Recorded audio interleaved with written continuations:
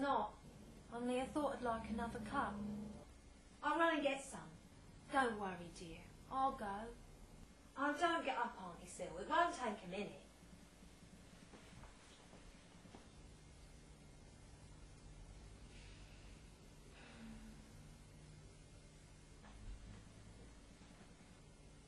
I always knew it, you know.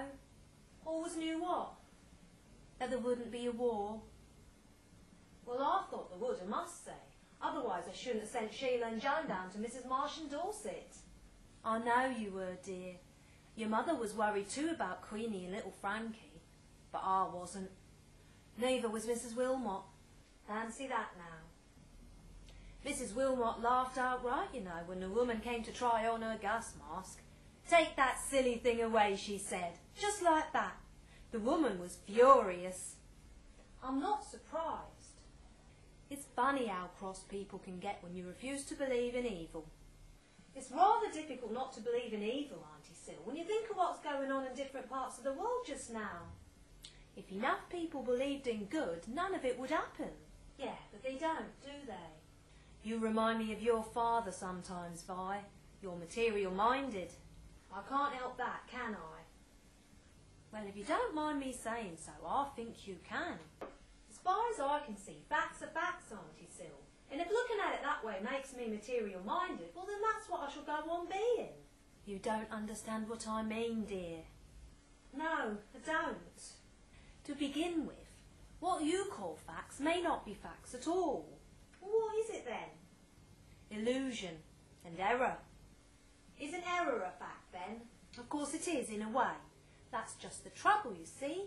If you admit it's a fact and regard it as a fact, well, that makes it more of a fact than ever. I shouldn't have thought it made much difference one way or the other. But it does. And what you're trying to say is, when Sheila had toothache the other day, I ought to have told her that she hadn't. I don't mean any such thing. Well, what do you mean then? I mean that if she'd been brought up to believe that pain was evil, and that evil doesn't exist, well then she wouldn't have had toothache in the first place.